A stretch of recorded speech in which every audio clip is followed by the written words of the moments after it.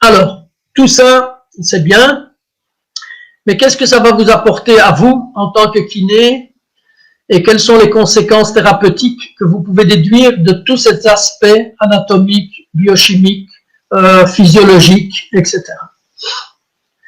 Vous savez que ce stade inflammatoire, donc le début de la déchirure, il faut mettre le muscle à un repos relatif, mais de façon à favoriser la résorption de l'hématome. Comment le mettre au repos? Eh bien, en disant, par exemple, au patient, prenez 2 béquilles, si c'est le membre inférieur, et qu'il pose son pied à terre, sans douleur, et quand il est assis, eh bien, il doit surélever. Et vous devez, pendant votre traitement, faire utiliser un ensemble de techniques dont on parlera plus loin, pour aider la résorption de l'hématome. Mais déjà, il faut utiliser la pesanteur, les éléments physiques qui nous relient au sol, pour essayer, comme pendant la nuit par exemple, de surélever le lit, le bas du lit, par 2 bouquins ou des choses de ce style-là. Trouver des astuces pour que ça soit en déclive, toujours en fonction du membre et du muscle. On parle maintenant principalement du membre inférieur, mais pensez au membre supérieur aussi quand c'est important pour un joueur de tennis ou un athlète qui doit lancer le javelot ou d'autres structures. Donc il faut respecter cette phase inflammatoire initiale tout en l'aidant. Donc pas donner d'anti-inflammatoire ou d'empêcher cette phase, elle est utile. Le corps réagit avant que la médecine ou la kiné n'existe, le corps humain s'adapte. Alors, quels sont les moyens que vous allez mettre en œuvre? Vous connaissez tous, il peut porter d'autres noms, mais le protocole RICE qui reste quand même quelque chose où on va, si vous voulez rester relativement au repos, mais c'est un repos relatif.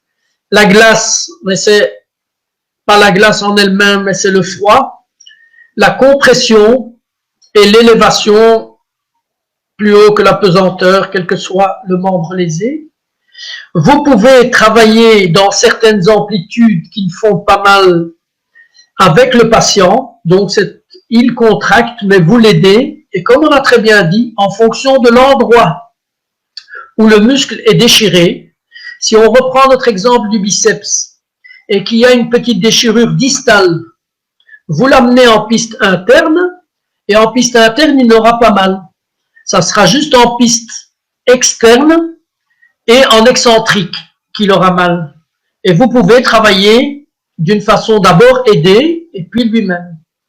D'où l'intérêt de comprendre cette notion de piste et de concentrique, excentrique et de l'importance de la charge que vous allez mettre. Il faut aider par une physiothérapie antalgique qui relâche le muscle. On parlera ensuite du Compex, par exemple, pour citer une marque d'un appareil qui a dans son programme, et qui sont des programmes validés, différents types de modalités qui vont aider le muscle à se relâcher pour ne pas être en tension, par exemple. Comme je vous ai dit, quand c'est une déchirure, pas de chaleur. Quand c'est une contracture ou une petite crampe, comme certains peuvent avoir, par exemple, s'ils ne sont pas bien hydratés ou pas bien entraînés, eh bien, ils auront une crampe, il suffit d'aller étirer, et dans votre cabinet, vous mettez plutôt de la chaleur plutôt que du froid. Attention à cette petite nuance. Donc, si c'est pas clair dans les questions, réponses, je peux encore insister là-dessus. Alors, comme on avait bien dit, les anti-inflammatoires non stéroïdiens, c'est complètement illogique puisque le corps humain fait lui-même sa réaction anti-inflammatoire. Et surtout, et surtout,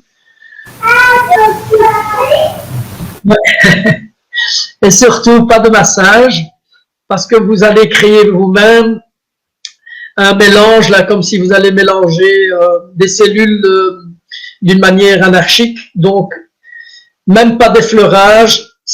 Vous verrez qu'on peut mettre des pommades comme de l'iridoïde, par exemple, qui est une crème qui va résorber l'hématome. Eh bien, vous mettez d'abord une compresse de froid, pendant 15 minutes, pas plus que 20 minutes, parce que les études ont constaté qu'après 20 minutes, on a un effet inverse, on a plutôt une vasodilatation, tandis que pendant les 15 minutes, vous avez une vasoconstriction. Quand vous enlevez la glace, vous attendez 1 minute ou 2 et vous avez une réaction de vasodilatation réflexe, un peu comme quand vous rentrez du froid dans une pièce qui est chaude, vous allez avoir une sensation de chaleur. C'est à ce moment-là qu'il faut mettre des crèmes. Demandez au pharmacien avec qui vous travaillez des crèmes qui vont casser les cellules qui sont dans cet hématome. Donc ici, en Belgique, on utilise de l'iridoïde. Les infirmières utilisent ça beaucoup. Et c'est pas un anti-inflammatoire, c'est vraiment un élément qui va casser les associations entre les cellules et qui va favoriser la résorption de l'hématome. Alors, dans le stade inflammatoire, les principes et les objectifs, comme on a dit, c'est de mettre le muscle au repos relatif, de favoriser l'hématome et de respecter cette phase inflammatoire initiale. On l'a déjà dit, et dans le stade de réparation alors musculaire, il faut alors favoriser la restructuration musculaire en donnant des petites sollicitations mécaniques, comme on a dit, donc en piste interne et en raccourcissement pour un muscle qui a été allongé anormalement. Mais vous avez aussi, dans certains cas, des déchirures presque par contraction trop violente. C'est rare, mais ça arrive. La déchirure se produit un peu comme si en même temps, le patient contracte le muscle et reçoit un coup. Eh bien là, il va falloir travailler un petit peu en allongement, mais ces sollicitations seront alors dans un esprit de piste externe et en excentrique.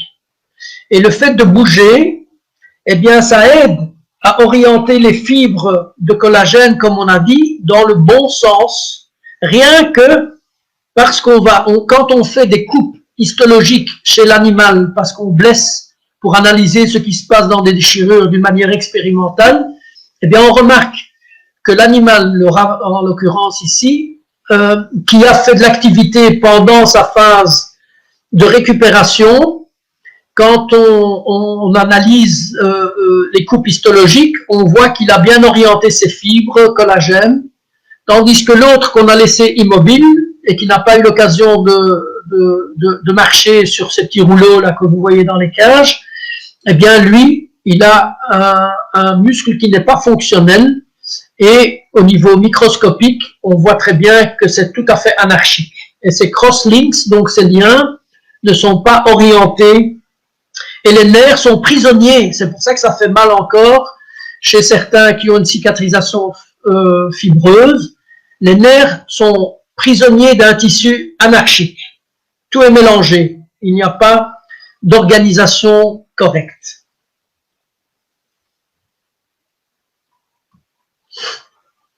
Alors, comment aider par les sollicitations, pour améliorer les sollicitations mécaniques et les stimulations neurologiques? Eh bien, par des petits étirements dans la longueur qui est permise, et soit proximale, soit distale, en fonction de l'endroit où le muscle est déchiré.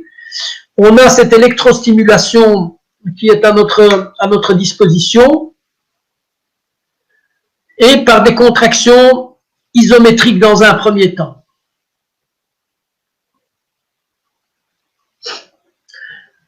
Après ça, on a un stade de remodelage musculaire, et là les principes et les objectifs, c'est de récupérer la force et l'endurance musculaire. D'abord l'endurance musculaire, toujours dans les pistes où le muscle ne souffre pas, et d'aller d'abord en isométrique vers le concentrique, et puis d'aller progressivement vers l'excentrique et la piste externe. Mélanger les deux aspects et d'aller progressivement et d'augmenter la charge en même temps qu'on augmente l'endurance. L'électrostimulation va aider beaucoup parce que il suffit de mettre les électrodes et le muscle va travailler tout seul. Et donc, au niveau neurologique et neurophysiologique, ben, la cicatrisation se fait dans le bon sens. Et vous accompagnez cette électrostimulation. Ça, c'est important parce qu'alors, c'est amélioré. Tout ça est étudié et validé scientifiquement. À partir, pendant l'électrostimulation, vous demandez au patient de contracter son muscle en même temps. Et on va doucement vers le concentrique en éloignant l'insertion et l'origine, et on va progressivement aller vers l'excentrique. Alors, qu'est-ce qu'on peut également déduire en conclusion? C'est que si vous laissez une déchirure évoluer progressivement et lentement avec un patient qui n'est pas aidé et qu'il ne bouge pas, ça sera néfaste. Ça sera une cicatrisation en raccourcissement, et au plus ça dure, au plus ça se fibrose. Donc, au lieu d'avoir du steak, donc du muscle, vous aurez, comme quand vous allez chez le boucher acheter de la viande, vous aurez beaucoup de fibres, des aponévroses. Donc, ça ne sera pas bon. Ni pour le muscle, ni pour manger d'ailleurs. Voilà. Une mobilisation trop précoce doit se faire, mais sous contrôle. Dans votre cabinet, vous pouvez mobiliser jusqu'au seuil de la douleur et de l'élongation, parce que dès que vous allongez les fibres qui ont été rupturées, ben les nerfs qui ont été déchirés ne vous laissent pas faire. Et donc, il faut arrêter là, mais ça ne vous empêche pas de travailler dans la piste qui correspond à la non-douleur et de mobiliser passivement. Au stade initial, donc tout au début, le traitement d'urgence, lui, c'est de limiter au maximum les dégâts. Donc, d'agir pour qu'on récupère vite et pour que ça ne s'aggrave pas, pour que le patient ne fasse pas n'importe quoi, pour qu'on guérisse assez vite. Donc, on va limiter le volume de l'hématome. Donc, comme on a dit, dans un premier temps, vous faites d'abord le glaçage. Vous mettez l'articulation au repos, pas le corps, mais l'articulation au repos par un strapping ou quelque chose de ce style-là. Vous pouvez mettre en décharge, si c'est par exemple un mollet, eh bien, l'appui est partiel en fonction de la douleur. Et vous pouvez mettre alors un strapping ou quelque chose comme ça, directement avec une bande élastique que vous pouvez enlever, mettre la glace, la réenlever. Vous pouvez faire ça plusieurs fois par jour et de dire au patient d'accepter quelques jours de repos relatif.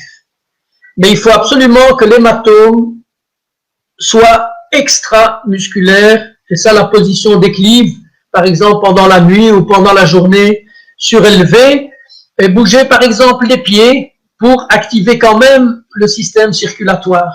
Donc, c'est pas ne plus bouger, c'est ne pas solliciter la zone lésée.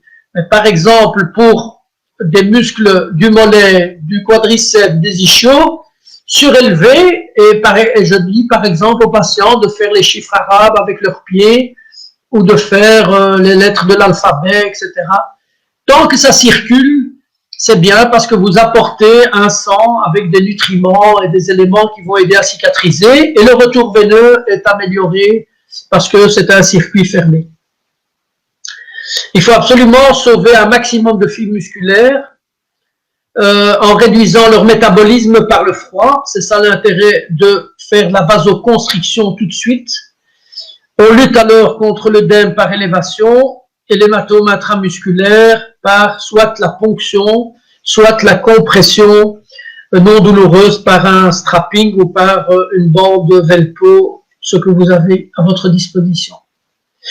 Donc au stade précoce, pendant les 2-3 premiers jours, vous faites juste du passif, mais à partir du 4e et du 10e jour, vous avez respecté l'inflammation qui assure donc la cicatrisation, donc pas d'anti-inflammatoire non stéroïdien. Celui qui vous dira le contraire, eh bien, il faut lui dire d'aller lire la littérature, d'évacuer l'hématome intramusculaire, favoriser la régénération des fibres musculaires en évitant une immobilisation complète, donc passivement bouger.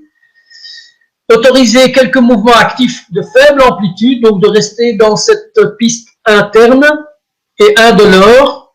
Et quand il y a des contractions isométriques dans cette piste avec une faible intensité qui ne font pas mal, au plus, bon, il ne faut pas exagérer, mais au plus il en fera, au mieux ce sera. Et donc, la réaction fibreuse, s'il n'y a pas un repos relatif au début et une mise en décharge, vous continuez à étirer les structures, et donc ça c'est pas bon parce qu'alors on crée nous-mêmes, en voulant guérir vite, on crée nous-mêmes une cicatrisation fibreuse. Après, évidemment, on passe à des choses un peu plus importantes comme orienter la cicatrisation par une tension progressive dans la zone cicatricielle. Là, c'est par des étirements et par de l'excentrique en piste externe. Et c'est à vous de trouver les exercices en fonction du muscle. Donc, c'est important de savoir quand un muscle se contracte, quelle est la piste dans laquelle il est raccourci et dans laquelle c'est pas si facile parce que, par exemple, pour des ischio-jambiers, vous devez expliquer aux patients ce qu'est une piste interne, une piste externe et ce qu'est un concentrique et un excentrique. Et je vous assure que quand je donne cours au BA3 et que je donne des workshops comme ça, je leur dis voilà, faites vous-même l'exercice de dire je prends par exemple le biceps fémoral et je dois le faire travailler en piste externe et en excentrique. Avec la pesanteur, avec un élastique ou avec une machine dans une salle de fitness. Voilà, ça ce sont des exemples d'exercices qu'il faut avoir en tête pour pouvoir l'expliquer au patient, puisqu'il pourra le faire lui-même quand vous l'aurez fait avec lui. Il faut traiter la cicatrisation fibreuse. Là, on a des techniques comme le crochetage ou bien les ultrasons. Pour certaines cicatrices, c'est utile, pour d'autres pathologies, c'est pas utile. Il y a des étirements passifs, des massages transversales profonds si la cicatrisation, la déchirure se fait à une zone musculo-tendineuse. Et alors, on entend par physiothérapie certains éléments qu'on utilise qui sont plus ou moins validés en fonction de l'indication. Et ça, on verra par la suite. Enfin, il faut redonner progressivement au muscle atteint toutes les qualités de force. Donc là, on a des éléments pour mesurer la force, les éléments de souplesse, ça, on a également des éléments pour mesurer comme des goniomètres, etc. Et les éléments de coordination par une évaluation d'exercice proprioceptif pour voir s'il a bien récupéré, si ce patient a bien récupéré toutes ses qualités. Alors, vous voyez par exemple ici, pour expliquer au patient un exercice excentrique, je vais juste prendre l'exemple des ischio-jambiers dans leur mouvement de flexion du genou. Donc je ne parle pas d'un muscle particulier parce que vous pouvez encore pour le biceps rajouter la rotation externe du tibia et pour le hauband interne, donc le sartorius et les muscles de la patte doigt, une rotation interne du tibia. Donc prenons juste la flexion. Eh bien, vous allez lui demander de tirer le pied vers lui, mais de vous laisser gagner. Et pendant ce temps, vous allez vers la table. Donc, vous allez vers le bas de la jambe. Donc, c'est pas lui qui étend sa jambe, lui, il tire le talon, vers la fesse. Il résiste, mais il vous laisse gagner. Et donc, vous allongez progressivement. Ça, c'est de l'excentrique en piste externe. Si vous voulez rajouter alors la rotation du tibia, c'est beaucoup plus compliqué, mais vous pouvez, en aidant. Alors, il faudra, mais bon, c'est trop spécifique. Essayez de trouver par vous-même. Sinon, je vous enverrai un jour une vidéo expliquant ça. Si vous expliquez bien ça, le patient peut le faire alors avec des élastiques lui-même. et c'est important pour certains. Donc, bien lui expliquer qu'il comprenne ce qu'est un excentrique en piste externe, et ensuite il le fera lui-même.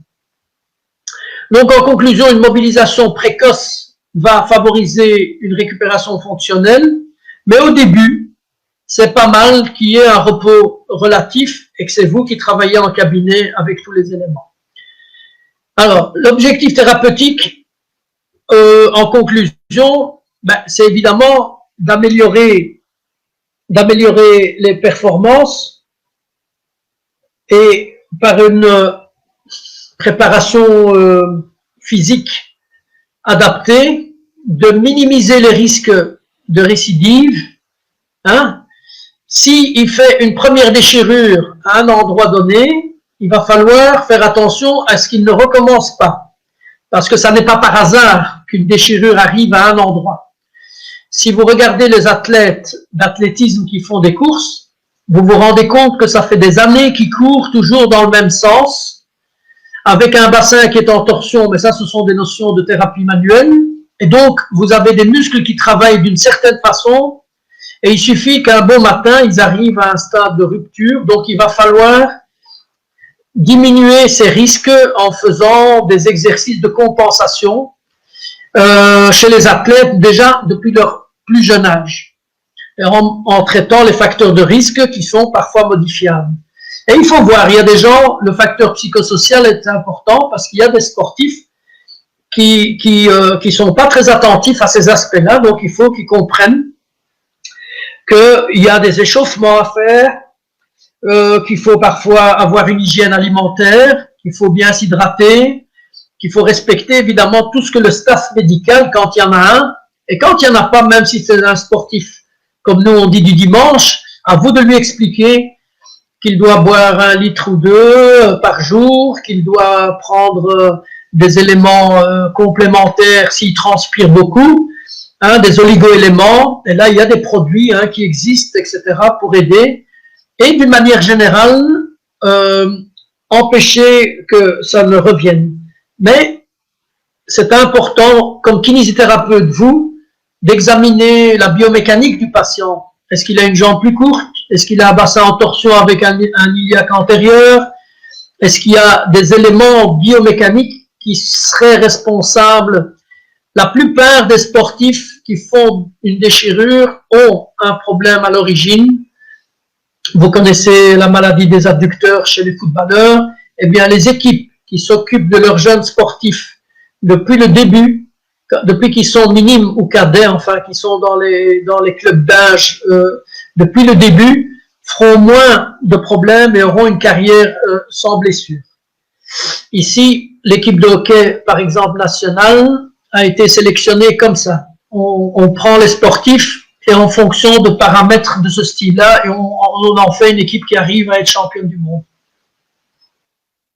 Alors, quelles sont les évidences actuelles pour ceux qui aiment bien les évidences scientifiques et pas juste... mais c'est important d'avoir des évidences scientifiques, des études. C'est important d'écouter le patient qui va vous dire ça m'a fait mal ou ça m'a fait du bien. C'est important que votre expérience joue aussi. Donc, ce sont les evidence medicine practice. Il y a les evidence-based medicine. Ça, ce sont des paramètres objectifs mesurés.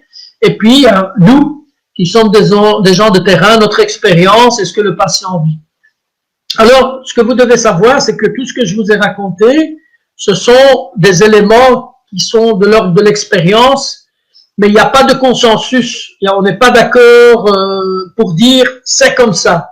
Le jour 1, le jour 3, le jour 7, le jour 8. Une déchirure n'est pas l'autre, un athlète n'est pas l'autre, etc.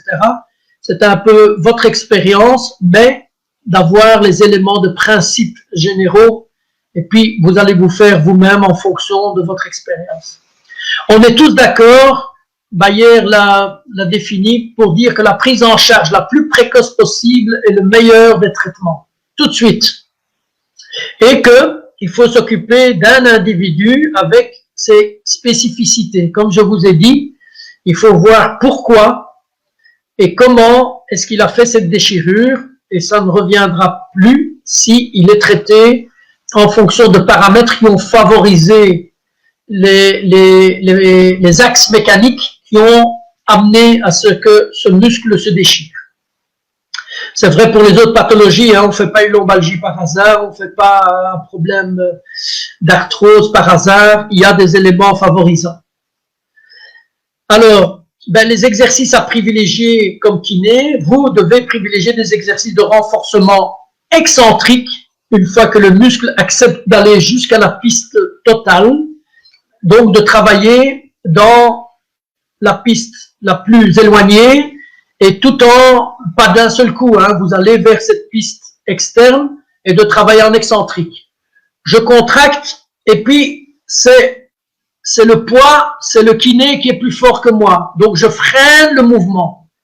Je suis le patient, je fais le mouvement et puis, par exemple, si vous prenez le biceps, j'amène le biceps vers moi. Le patient, lui, il l'amène vers l'extension et je résiste. Ça, c'est de l'excentrique. Et vous le faites pour tous les muscles. Il faut avoir des exercices de flexibilité, donc d'assouplissement, etc. Et pour le membre inférieur, la course est un bon moyen de récupérer la fonctionnalité.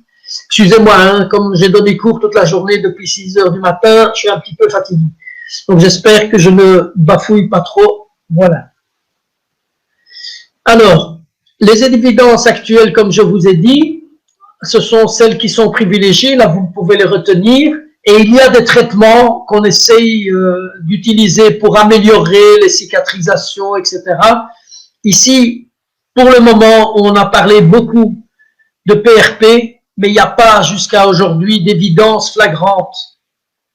Donc on injecte ce plasma sanguin du patient avec des plaquettes, mais ça n'a pas l'air bon. Certains praticiens disent que ça va mieux, les patients, certains disent que ça va mieux, mais ça n'est pas meilleur qu'une rééducation classique, ou bien si on fait une injection, on croit que c'est plutôt placebo, donc il n'y a pas, ça n'est pas mieux qu'une injection saline, donc il ne fait rien, et ça n'est pas mieux qu'une rééducation classique. Donc quand on compare les injections de PRP et ça, ça c'est une étude qui a été faite et qui a été en 2014, confirmée en 2015 et confirmée en 2017 et encore en 2019. Mais il y a beaucoup de chirurgiens ici, de médecins du sport qui le font malgré tout en injectant ces plasmas pour espérer que les cellules riches en facteurs de croissance amènent une régénération précoce. Alors, assez rapidement, je vous donne un exemple de déchirure au niveau des ischio-jambiers. Il faut vous imaginer qu'un muscle qui est polyarticulaire doit être traité en fonction de ses insertions. Et donc, des ischio-jambiers, par exemple, comme l'exemple que je prends ici, il y a la hanche et le genou. Pas oublier de solliciter dans les exercices en excentrique la hanche et le genou. Donc, en augmentant la force en excentrique des muscles fléchisseurs du genou, donc les ischio-jambiers, et en augmentant la longueur des fascicules des muscles comme le biceps fémoral pour qu'il soit assez souple que pour permettre l'extension. Tout ça a été analysé par électromyographie et donc au niveau du genou, on va travailler le semi-tendineux et le biceps fémoral principalement. Et au niveau de donc revoyez l'action du muscle, comme ça quand vous donnez les exercices, ce sont en fonction de ces actions, et donc vous travaillez au contraire de l'action, en éloignement. Et au niveau de la hanche, c'est le biceps fémoral et le semi-membraneux. Voilà, ici un exemple, le patient est fixé, donc c'est sa jambe gauche, et le fait qu'il va pencher son tronc, eh bien, il va faire de l'excentrique avec ses ischio-jambiers et avec sa flexion de hanche. Il va freiner, donc le tronc est plus lourd, descend vers la pesanteur, et il va freiner le mouvement en descendant doucement. Voilà, ça c'est un exemple d'exercice qu'il fera en salle après avoir compris. Un autre moyen, eh bien ça vous connaissez, en fixant les talons, et il va descendre, et vous avez un excentrique des ischio-jambiers Et au plus il ira loin, au plus il ira en piste externe, en allongement. Encore un exercice en fixant la jambe et on peut alors augmenter la charge si on veut au fur et à mesure. C'est pas la première séance, évidemment, ceci. Alors, il faut évidemment faire de l'isométrique avant de faire cet excentrique pour développer l'unité et la résistance à la fatigue, et puis surmonter cette inhibition musculaire sélective où le muscle n'avait pas envie de trop travailler. Là, c'est un travail plutôt pour le préparateur physique, mais bon, il faut le savoir qu'après, il y a tout le contrôle neuromusculaire de la région lobo-pelvienne dans ce cas-ci. Il faut s'occuper du bassin, même si ce sont les ischio-jambiers, il faut s'occuper du gainage, d'un ensemble, parce que tout ça se tient évidemment. S'il a un tronc qui est faible, ben les ischios seront moins performants.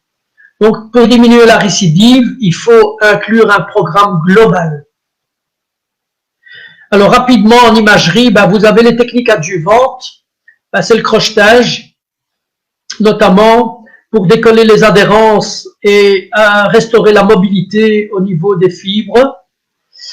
Vous avez ici la thermothérapie, qui en fonction, ben là c'est compresse, infrarouge, tout ce qui est chaleur. Dites-vous bien que j'ai bien insisté, que c'est pour un muscle qui est contracté, un peu fatigué, mais il n'y a pas de déchirure, il n'y a pas de lésion anatomique. Bon, il y a différents types de chaleur, ça je passe, avec chacune leur modalité en fonction. Ça c'est important pour ceux qui travaillent à l'hôpital, dans des services où on soigne d'autres types de pathologies rhumatismales et compagnie. Et il y a ces ultrasons juste pour nous, parce que ce sont des vibrations mécaniques à très haute fréquence. C'est comme ça que le dentiste enlève le tartre. Eh bien, vous allez, quand vous avez une cicatrisation fibreuse, vous pouvez utiliser les ultrasons localement et en continu. Vous verrez qu'il y a des études qui disent que ça sert à rien, mais parce que c'est utilisé pour beaucoup de choses. Moi, selon mon expérience, ça marche bien en local et en continu. Voilà. La cryothérapie, ben, on en a parlé, vous avez plusieurs modalités, ben, les cold packs, la glace que vous pouvez masser vous-même, comme le MTP en friction, ou alors vous avez de l'eau en continu froide qui passe au niveau d'une articulation. C'est le traitement de choix en traumato du sport. On baisse très vite la température de la peau, mais évidemment c'est plus lent au niveau des tissus profonds. C'est pour ça que dans certains cas on laisse lentement pendant 1 heure ou 2 certaines compresses froides. Donc comme on a dit, le rôle c'est d'abord une vasoconstriction, les vaisseaux se ferment parce que c'est froid, et on va utiliser cette vasodilatation réflexe après les 15 minutes pour introduire soit des analgésiques, soit un analgésique naturel lui-même, parce qu'il y a des encéphalines, etc. qui arrivent, et une relaxation musculaire post-froid. La cryothérapie gazeuse, tout ça je passe assez rapidement, ça intéresse beaucoup plus ceux qui travaillent uniquement dans des centres qui peuvent se payer ce genre d'appareillage, mais ça donne un effet analgésique, donc ça coupe la douleur, il y a un effet anti-inflammatoire, vasomoteur qui suit, et un relâchement. Donc il y a des études qui attestent de tout ça. C'est très bien si on peut se payer ces appareillages. Ben, c'est l'indication, c'est toutes les lésions sportives aiguës, quand ça arrive, quand c'est fatigué de surcharge, des séquelles de traumatisme, et la suite d'interventions chirurgicales quand il y a du gonflement. Et c'est pas mauvais pour la récupération après l'effort, dans le vestiaire, avant la douche. Attention qu'il y a des contre-indications, mais ça on connaît bien, s'il y a des lésions cutanées ou des troubles de la circulation, des maladies de la peau, etc. Ou des blessures. Hein. Alors ça c'est notre ami, un de nos amis qui pourra peut-être un jour vous donner aussi une conférence, Jacques Quinet, que certains d'entre vous connaissent parce que il est venu avec moi la première fois et puis il continue à venir en Algérie donner des formations. C'est un monsieur plein d'expérience et qui a travaillé avec un club de football en Arabie Saoudite, et il avait évidemment des moyens exceptionnels pour les sportifs, pour les joueurs de foot. On fait beaucoup maintenant appel aux chambres froides pour, comme à titre préventif. C'est-à-dire qu'un corps qui est soumis comme ça à des contraintes extrêmes va avoir un effet de cicatrisation s'il est blessé meilleur. Donc on commence à demander aux athlètes de haut niveau de passer de temps en temps dans des chambres froides. Alors c'est très important pour la régénération, pour la rééducation, pardon. C'est l'électrothérapie, mais il faut un appareil qui a été validé avec des programmes importants. Tout ce qui est électrothérapie qui n'est pas validé, comme les ionisations maintenant, le diadynamique, etc., c'était très utilisé, mais ça l'est de moins en moins. On prend maintenant surtout ils vont arriver, parce qu'il n'y a pas beaucoup de preuves scientifiques en fonction des pathologies, c'est surtout l'électrostimulation qui est validée, et des appareils comme ces deux-ci sont validés scientifiquement et proposent un courant électrique pour améliorer la contraction et la récupération du muscle, en demandant d'ailleurs aux patients de contracter en même temps, et ils utilisent des courants spéciaux qui sont efficaces. Mais tout ça est dans les programmes qui ont des programmes de force explosive, de résistance et d'endurance. On peut coupler avec la contraction volontaire, comme je vous l'ai dit, ça améliore, si vous voulez, l'efficacité. Et on a des programmes de capillarisation, donc ils vont faire ouvrir les vaisseaux sanguins pour améliorer le drainage veineux et améliorer donc le retour, par exemple, d'un œdème ou d'un hématome. Il y a également des programmes antidouleurs et anticontractures. Alors là, on amène des molécules endorphiniques qui ont un effet de diminution de la douleur sans prendre des médicaments, c'est toujours intéressant. Les ultrasons, j'en ai parlé, les ultrasonothérapies, ça j'en ai parlé, ce sont les ultrasons, donc il y a un cristal piézoélectrique qui est mis en vibration et qui produit des vibrations mécaniques à haute fréquence. C'est intéressant pour les endroits que vous voulez cibler, des petits endroits où vous sentez qu'il y a une adhérence ou une cicatrisation fibreuse. Si vous restez longtemps sur place et que vous le faites en continu, vous avez un effet thermique, ça peut brûler. Si vous cherchez un effet mécanique, ben là, il faut l'utiliser avec une intensité plus faible et il aura un effet trophique, analgésique et une relaxation musculaire. Ou alors une intensité assez haute, mais il faut faire attention parce que ça peut s'échauffer. Mais par contre, on jouera sur la cicatrisation. Alors, j'ai mis efficacité parce que dans beaucoup de congrès ou des choses comme ça, on dit que ça sert à rien. Et je prends souvent la parole pour dire, moi, que j'ai déjà enlevé des verrues, par exemple, avec des ultrasons. Mais il faut que ça soit mis, localisé dans l'eau et sous froid. Mais qu'il y a un effet mécanique, ça c'est certain. On nettoie des cuves en industrie avec des ultrasons, le tartre chez le dentiste. Donc, il y a un décollement des adhérences. Les thérapies par ondes de choc, ça vous connaissez, maintenant c'est à la mode. Alors elles sont surtout utilisées pour les anthésopathies, donc les pathologies d'insertion, les épines calcanéennes, les périostites et les bursites. Ça ne casse pas, on croit, certains les proposent pour les calcifications au niveau de l'épaule, mais c'est pas prouvé, point d'interrogation. Un exemple, pour juste décorer, les contentions que vous pouvez faire élastiques, comme le strapping. Si vous voulez limiter un mouvement, mais continuer quand même à bouger des autres articulations, si par exemple j'ai une déchirure au niveau d'un fibulaire, eh bien on fait une contention, comme ça la cheville reste au repos, ça ne vous empêche pas, même si c'est temporaire, ça ne vous empêche pas de travailler le genou et les hanches par exemple. Le kinésio, en fin de reprise, pour la reprise en fin de traitement, même si il n'y a pas de grandes évidences, mais il y a quand même quelque chose, et puis ça aide psychologiquement le sportif à dire « faites attention, je suis blessé ». Ça dépend des sports. Chez les judokas, il vaut mieux ne pas montrer qu'on est blessé parce qu'alors c'est là qu'ils vont attaquer plutôt. Donc, avant de retourner au sport, comme je vous ai dit, il n'y a pas de consensus parce qu'il n'y a pas de critères qu'on sait évaluer et qu'on peut évaluer un critère identique chez tout le monde. Ça n'existe pas, on est tous formés différemment et puis la pathologie est différente en fonction de sa localisation. Mais on sait que le temps est variable et ça peut aller de quelques jours à plusieurs semaines. Ça dépendra de l'intensité de la déchirure. Si on fait une résonance magnétique et qu'on voit que c'est cicatrisé, c'est pas nécessairement un critère objectif.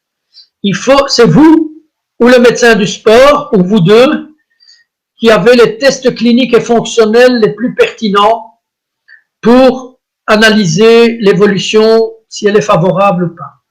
Voilà. J'espère que je n'ai pas été trop long et pas trop lourd. Et je vous remercie pour votre attention.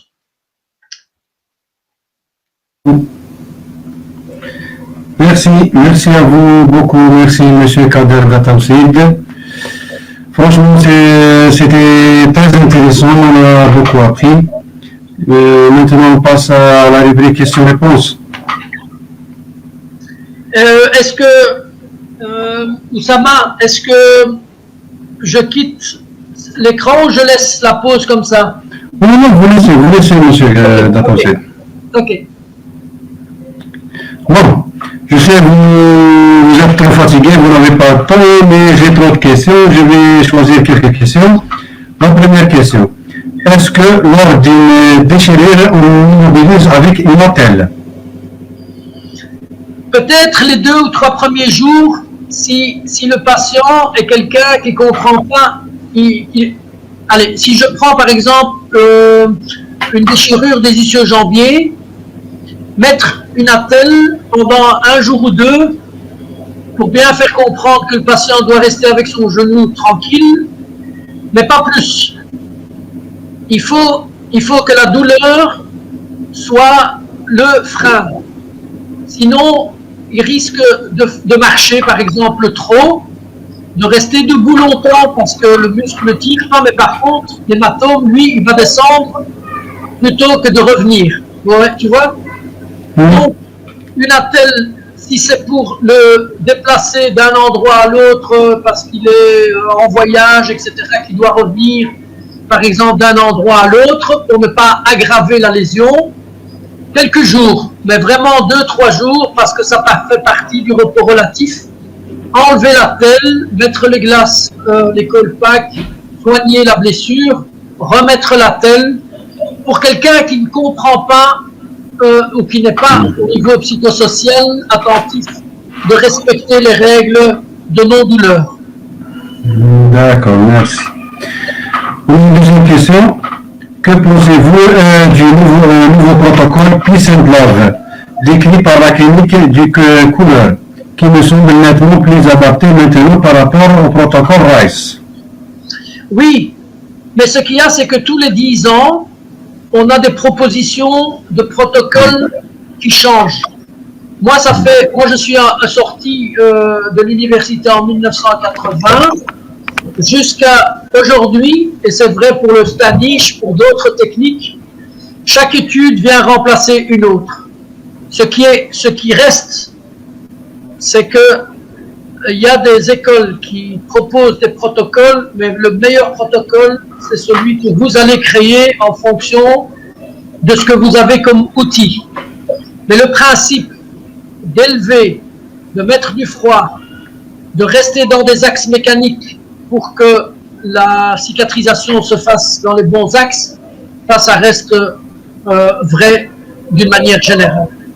Donc, je n'ai pas dit un mauvais protocole, il peut remplacer l'autre, mais le bon sens et votre clinique, vous et le médecin du sport, c'est le couple idéal qui va définir quel est le meilleur protocole pour ce patient-là, ce jour-là, et cette lésion-là. Ok, merci. Pour notre question, à partir de quand peut-on commencer le travail en piste interne et concentrique? Bien, dès que ça fait pas mal, si ça fait pas mal même le jour de la déchirure, si on est proche, si la déchirure intéresse la partie distale du muscle. Reprenons l'exemple du biceps. Si le biceps, je parle du biceps huméral, si la déchirure, par exemple, est tout près du coude, et que le patient, quand j'amène le bras vers mon oreille, donc je suis en concentrique et en piste interne, je travaille avec les fibres proximales, celles qui sont proches de la tête humérale. S'il a pas mal, c'est là qu'on peut travailler. C'est parce que dès qu'on tend le muscle, que les fibres qui ont été déchirées par allongement vont faire mal. Donc on peut travailler dans la piste interne et concentrique dès que ça fait pas mal. Est-ce que c'est clair? Oui, c'est clair, oui. Pour les ischio-jambiers, si je prends les ischio-jambiers et que le patient est couché sur le ventre, et que c'est moi qui travaille avec lui, si je fais une contraction isométrique et qu'il n'a pas mal à angle droit, eh bien je travaille de l'angle droit vers la fesse. D'accord. Et puis je vais progressivement vers l'extension, donc vers la piste externe et vers l'extension. D'accord. Bon. Comment faire la différence entre contracture et déchirure musculaire visuellement si on est en train de sport? Eh bien, la contracture, c'est quelque chose qui va arriver progressivement ou même après l'effort. On va sentir que le muscle est fatigué, il a travaillé trop, mais il n'y a pas un élément de traumatisme. Il n'y a pas comme un coup de couteau ou quelque chose qui arrive comme une piqûre ou quelque chose de brut. C'est quelque chose qui va s'installer progressivement. C'est quelqu'un qui va commencer à dire une crampe et qui va continuer et il va devoir s'arrêter. C'est lent et progressif. Et une fois qu'il a arrêté le mouvement, il n'a plus mal. Tandis que la déchirure, ça c'est clair et net, il y a un contexte de traumatisme. Donc, comme un coup de couteau ou quelque chose comme ça. Mais on veut être sûr, et on veut être sûr, on fait une échographie qui va montrer qu'il n'y a aucune lésion musculaire. Mais c'est pas pour ça que ce muscle ne doit pas être traité. Allez, chez la souris ou chez le rat, quand on fait une coupe histologique, on voit ce qui se passe. L'échographie, c'est encore macroscopique, hein, ça n'est pas encore une image qui est complètement le reflet de ce qui se passe en profondeur. Donc ça reste la clinique. Si le fait pendant un jour ou deux d'étirer, de mettre de la chaleur et que la douleur est partie, en quelques heures même parfois, eh bien c'était une élongation ou une contracture. Ok. Bon, une autre question, M. Dataosid. Bon, pour beaucoup d'études montrent une efficacité de l'excentrique en début de prise en charge sur la cicatrisation. Pourquoi vous ne la préconisez qu'à la fin? Mais parce que ça dépend de l'endroit où le muscle est déchiré. Ça peut être très rapide, hein, si c'est une petite déchirure, ça peut être dans une semaine ou deux. Moi, j'ai donné le protocole pour du début d'une petite contracture jusqu'à une déchirure importante avec un hématome important. Donc, c'est à nouveau en fonction de la déchirure. Il faut le faire le plus vite possible. Si le patient n'a pas mal en piste externe et en excentrique, parce que la déchirure l'endroit de la déchirure ne concerne pas cette amplitude-là, vous pouvez commencer tout de suite. J'ai pas de problème. C'est juste en fonction de l'endroit et de l'importance de la déchirure. D'accord.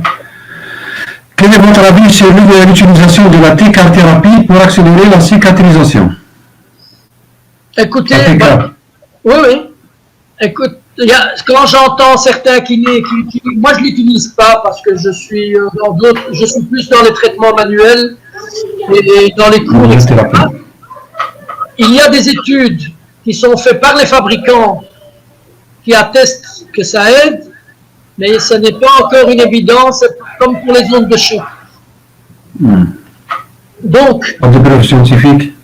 pas de preuves objectives, scientifiques, qui sont dans des études, à haute validité scientifique.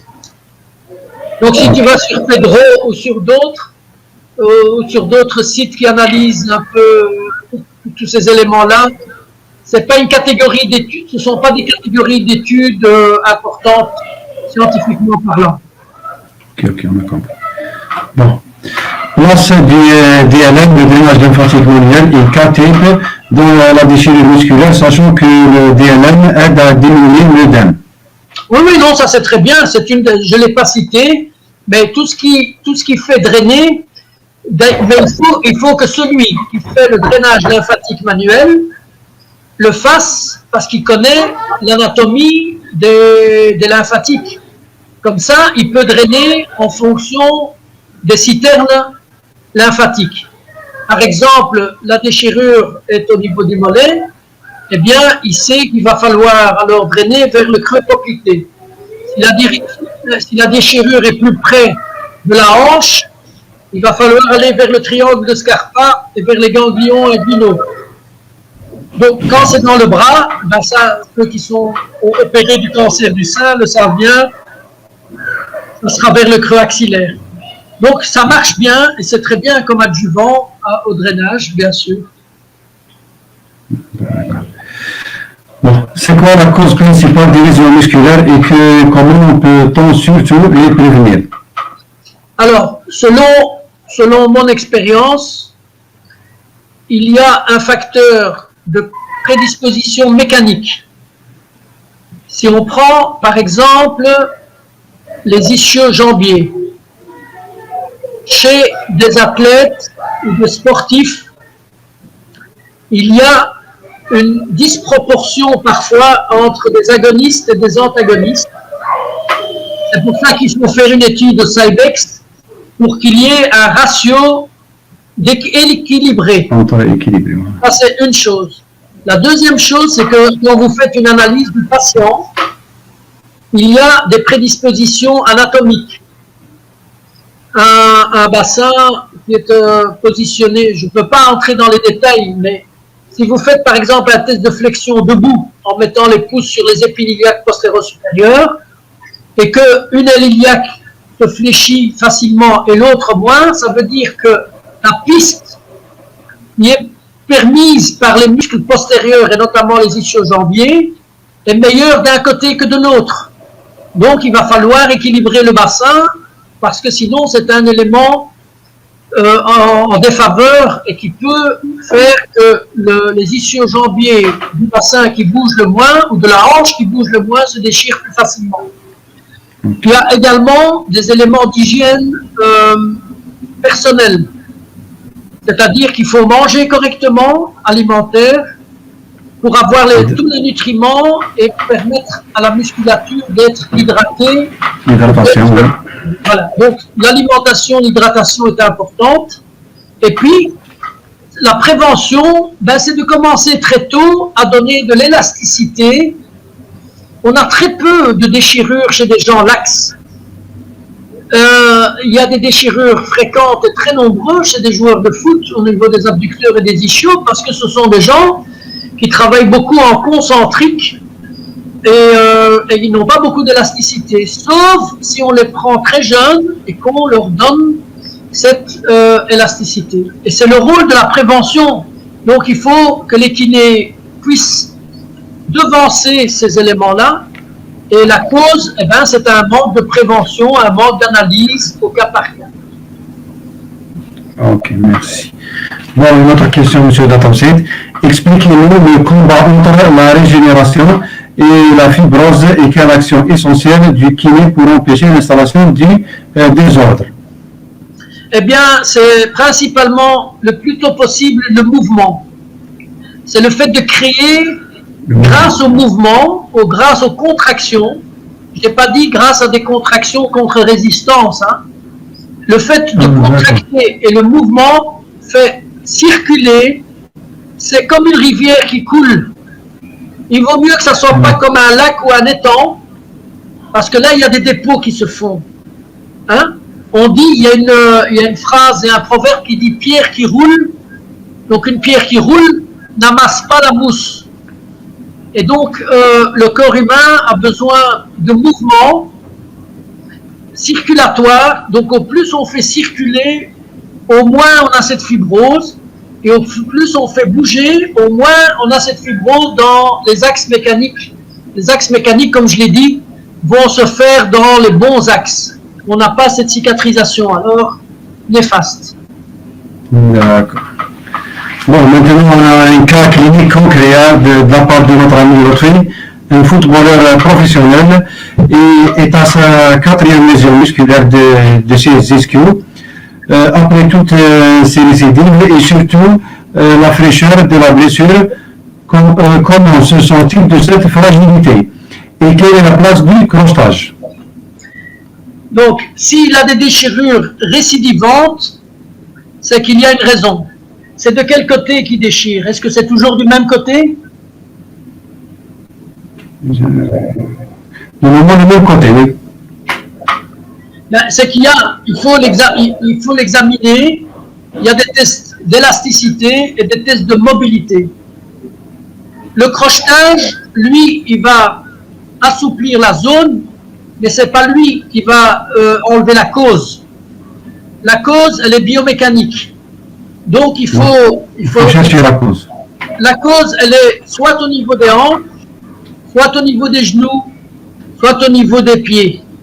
Mais il faut examiner et il faut d'ailleurs redonner de la mobilité à toutes ces articulations par des techniques de thérapie manuelle ou de manipulation adjuvante, etc.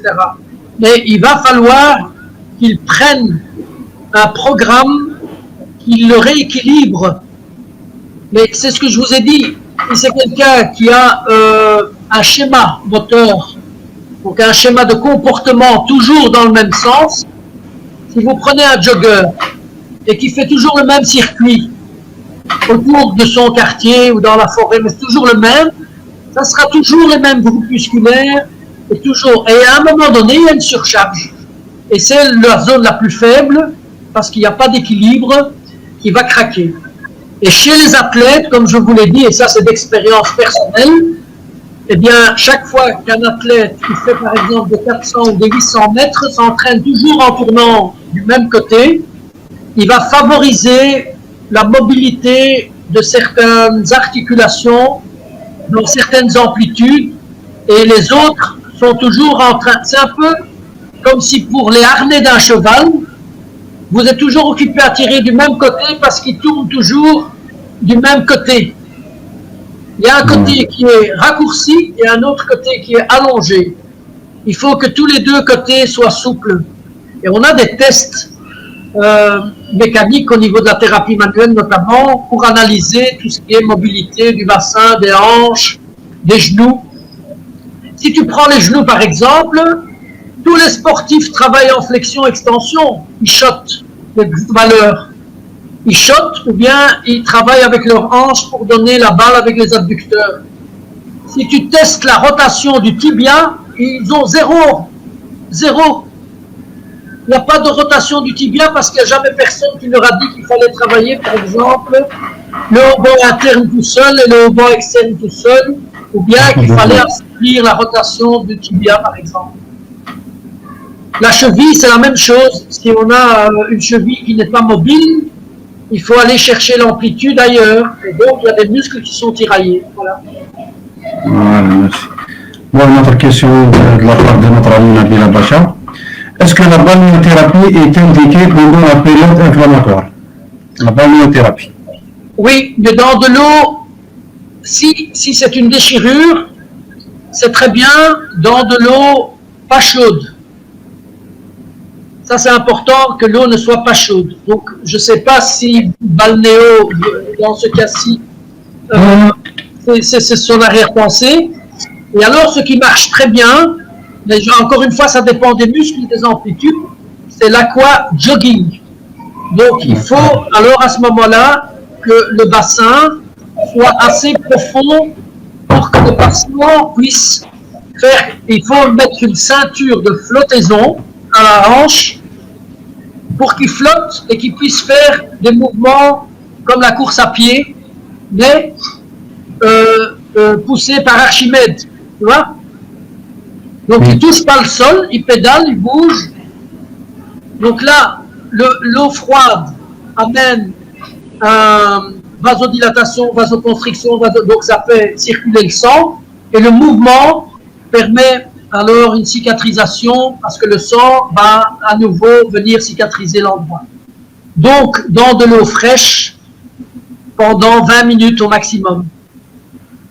On peut mettre un vélo aussi dans l'eau, il y a plein de techniques. Voilà. Bon, notre question. Quel est le moyen le plus répandu pour éviter les récidives des blessures musculaires? Ben, c'est la prévention, hein. Quel est le moyen le plus répandu? C'est la prévention en fonction de ce que vous, comme kiné, vous allez constater chez la personne qui fait du sport d'une manière intensive. Si le volume d'entraînement ou d'activité physique, parce que la déchirure, elle n'est pas propre aux sportifs, hein, les ouvriers, enfin, il y a plein de gens qui déchirent parce qu'ils sollicitent trop. Si on sollicite beaucoup et qu'on n'a pas une hygiène, mais par le mot hygiène comprend tout, hein, c'est l'assouplissement, c'est la mobilité partout. Il faut qu'une articulation bouge correctement dans tous les axes mécaniques avec une force équivalente à son volume. Et donc, si le muscle travaille régulièrement et qu'il est soigné, il ne se déchirera pas facilement. Là, vous avez des sportifs qui prennent des anabolisants, par exemple, et qui vont alors déchirer le muscle parce qu'ils vont le solliciter normalement. Donc, c'est la prévention, et dans la prévention, il y a beaucoup de choses, hein. Il y a des analyses biomécaniques, il y a un suivi régulier. Donc, celui qui ne veut pas se blesser doit consulter un kiné, il va faire un bilan, et on a d'ailleurs des moyens, hein. Il y a plein de tests et des caméras, etc., pour analyser ce qui ne va pas, et alors on fait en sorte de redonner de la mobilité là où il n'y en a pas, et là où il y a moins d'élasticité. D'accord. Les ostéotismes, quelle est son efficacité dans la prévention et le traitement des lésions musculaires? Ben, il est plutôt utilisé pour évaluer. Mais on peut l'utiliser, attention, hein, on peut, si on a la possibilité, on peut l'utiliser et on a alors une mesure précise. Mais tout le monde n'a pas les moyens d'avoir un appareil très coûteux pour travailler, par exemple, la flexion-extension. Mais si on peut, les appareils travaillent très bien et puis on a la mesure. Mais c'est pas mal si on a un centre de référence de travailler en cabinet ou dans une salle attenante au cabinet, etc., tous les muscles et de les évaluer au niveau isocinétique. Okay. Bon, notre question de notre ami M. Rafi. Quels sont les marqueurs cliniques d'une reprise certaine? Eh bien, c'est ce que tu feras avec un muscle qui est sain. On va évaluer la force maximale, on va évaluer l'amplitude complète et on va évaluer la coordination motrice. On compare avec le côté sain. D'où, par exemple, l'importance d'un bilan isocinétique. D'accord, c'est bon. Bon, l'intérêt du dry needling dans les tensions et les lésions musculaires. Le dry needling. Oui, donc, si tout le monde ne sait pas, je dis ce que c'est. Donc, on met des aiguilles sèches sur des points gâchettes. C'est l'équivalent des trigger points que vous savez sentir, et on va alors aller mettre une aiguille qui va stimuler. Juste mettre, je m'excuse, juste mettre. Ben, on ne fait pas de stimulation, on ne fait rien. C'est pas nécessaire. C'est pas nécessaire. Dès qu'on met l'aiguille et qu'on a la petite vibration, ça veut dire qu'on a stimulé l'arc réflexe et on a par voie réflexe une inhibition et un relâchement du muscle. Et ce n'est pas, c'est pour les contractures ou les douleurs musculaires, mais pas pour les déchirures. Ça n'apporte rien pour la déchirure. Ok. Bon, une autre question. Combien de jours après la déchirure on peut utiliser l'ultrason? Non, l'ultrason, c'est vraiment tout à fait dans la phase de cicatrisation finale.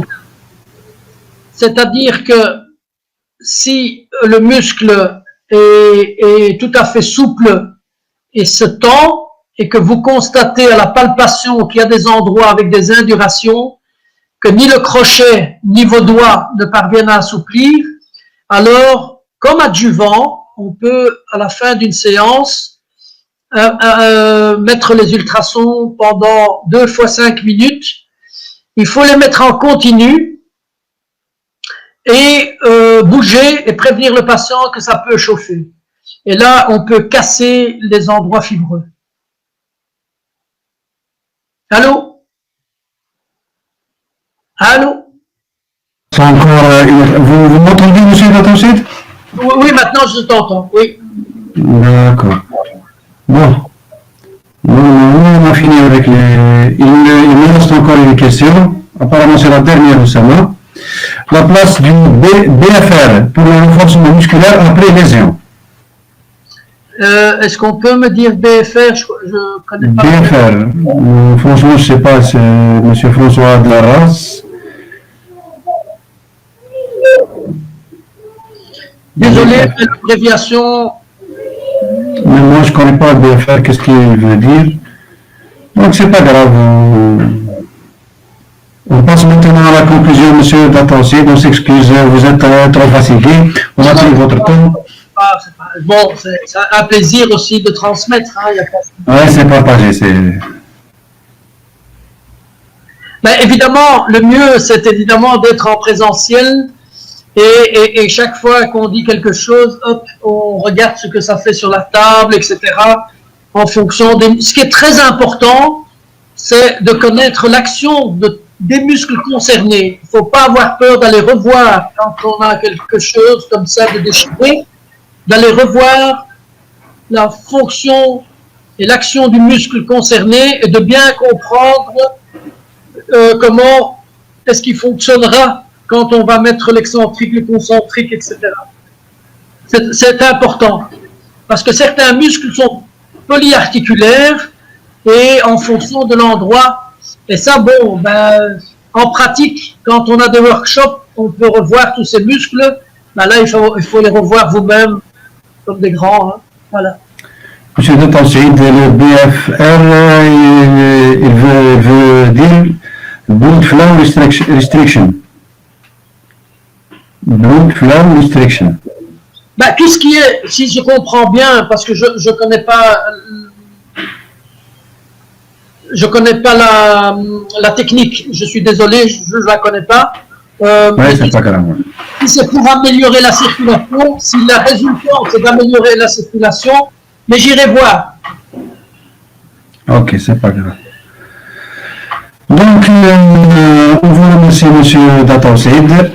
Merci d'avoir donné de votre temps. Avec plaisir. Merci pour nos amis d'avoir nous suivi. Inch'Allah, on vous verra une autre fois. Inch'Allah. Inch'Allah, peut-être prochainement en Algérie. Hein. Inch'Allah, dès que c'est ouvert, je serai le premier. Oui, je ne sais pas, mes amis ne sachent pas que vous êtes d'origine algérienne. Ah, si. Oui, M. Datoncid est d'origine algérienne. Quand j'ai sollicité M. Datoncid, il a directement dit oui. Je suis là, je suis pour vous, je suis là pour vous aider. On doit vous remercier beaucoup. Bonne nuit, M. Datoncid. Bonne nuit tout le monde. Bonne nuit Oussama. Bonne nuit tous mes amis. À la prochaine, Inch'Allah. À la prochaine et merci de votre écoute. Merci pour vous. Merci.